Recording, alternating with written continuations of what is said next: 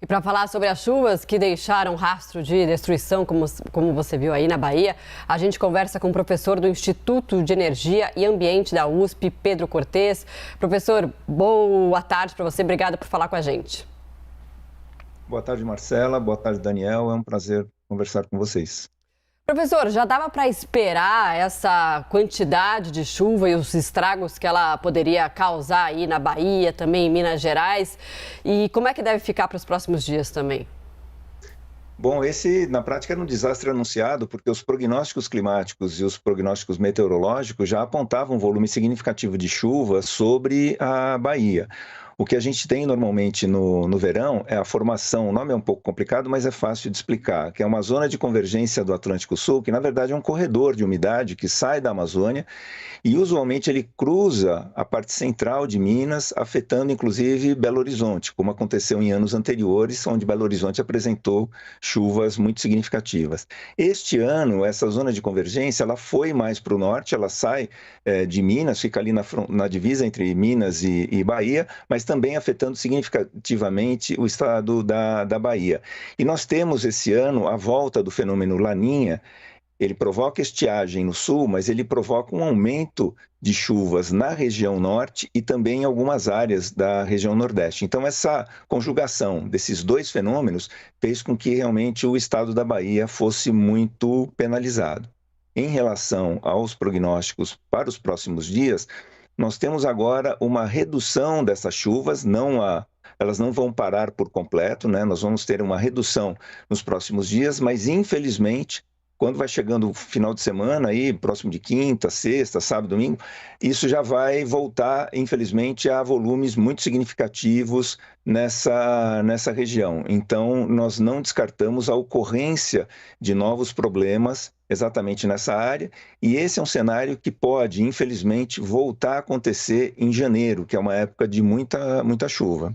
Inclusive, a gente acompanha bastante no noticiário que sempre nessa época já de verão há muito deslizamento de terra, as casas que são construídas em locais sem a infraestrutura adequada, geralmente comunidades com pessoas pobres. A gente está vendo maior intensidade desses fenômenos, professor? Dá para dizer que eles estão mais intensos e por que estariam? Sim, a gente tem verificado um aumento da intensidade desses fenômenos, né? Embora sejam fenômenos naturais, eles têm sido potencializados pelas mudanças climáticas, então isso está dentro do prognosticado pelo painel intergovernamental de mudanças climáticas, né, da ONU, onde mostra que os eventos eles se tornarão muito mais extremos, ou seja, quando nós tivermos uma estiagem, ela vai ser muito acentuada e quando chover, essa chuva vai ser muito concentrada. O governador da Bahia falava na matéria, né, que antecedeu a essa entrevista sobre um volume de chuva de 500 milímetros em 2 dias. Isso é muita chuva, muita água mesmo. Normalmente esse volume ele seria verificado em alguns estados durante um mês e mesmo 500 milímetros é muito significativo. Isso em 2 dias é um volume extraordinário. Então isso mostra que esses eventos eles têm se tornado muito mais intensos do que usualmente a gente verificava em décadas anteriores. Pois é, né, professor? Às vezes a gente fica discutindo do efeito estufa, parece uma coisa muito longe da nossa realidade.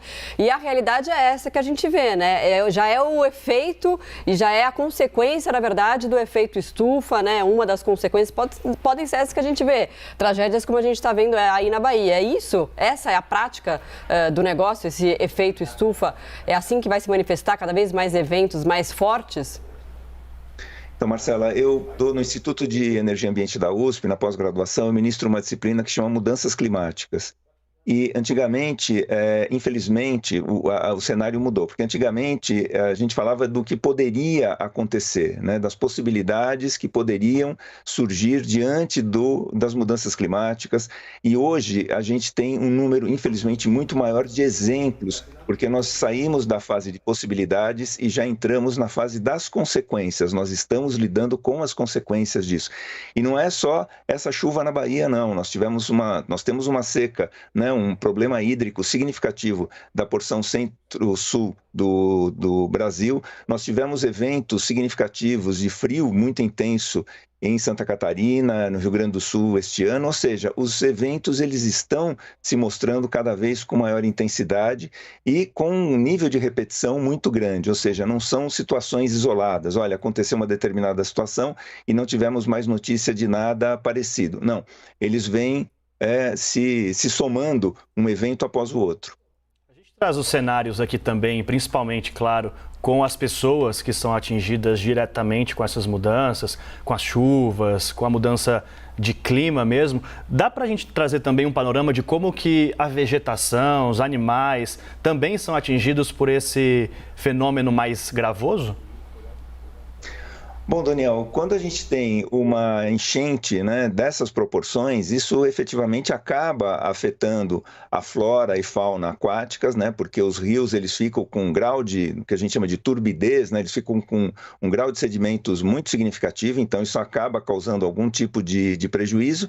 E também a mata ao redor dos rios, ela acaba sendo prejudicada porque ela não está preparada para esse volume de água. Não é uma situação que a gente possa classificar como natural, né? Até mesmo na entrevista anterior, teve a manifestação de uma pessoa que disse que não havia presenciado algo similar, né, aí ao longo dos últimos 50 anos. Então, isso acaba trazendo prejuízo à flora e à fauna. Muitos animais são obrigados a deixar a região ou correm o risco de afogamento. Então, isso causa uma alteração muito significativa na flora e na fauna dos rios e lagos e também no entorno, né, nas áreas alagadas. Então, os impactos, além de afetar seriamente as pessoas, a infraestrutura, estradas, residências, isso acaba também causando um impacto ambiental muito significativo.